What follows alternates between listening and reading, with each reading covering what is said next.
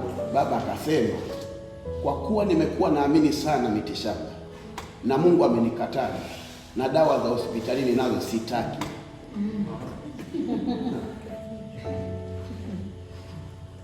Akaishi bila kwenda hospitalini.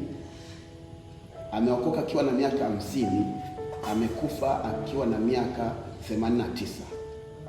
Kwa hiyo ndani ya miaka yote hiyo iliyoongezeka hapo ni 39, hajaenda hospitali. Akiugua anaomba, anapona.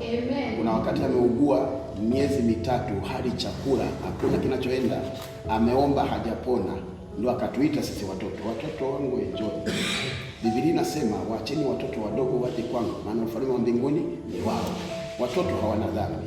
Inawezekana nimeomba Mungu hajanitikia kwa sababu labda mimi ni mwenye dhambi. Naomba watoto wangu niombee. Alikuwa kila chakula, tumbo linauma sana. Kwa hiyo baba hakula chakula miezi mitatu, anakunywa uji tu.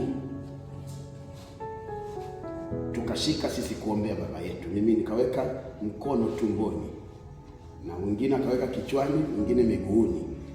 Kaomba pale. Tulipomaliza akamwambia mama, pika chakula, watoto wameomba, nimepona.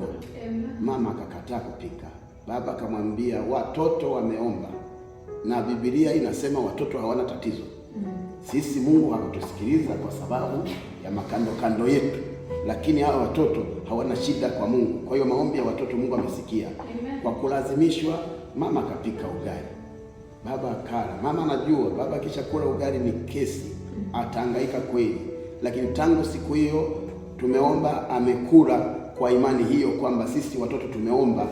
Hakurudia tena kulalamika tumbo mpaka alipokufa.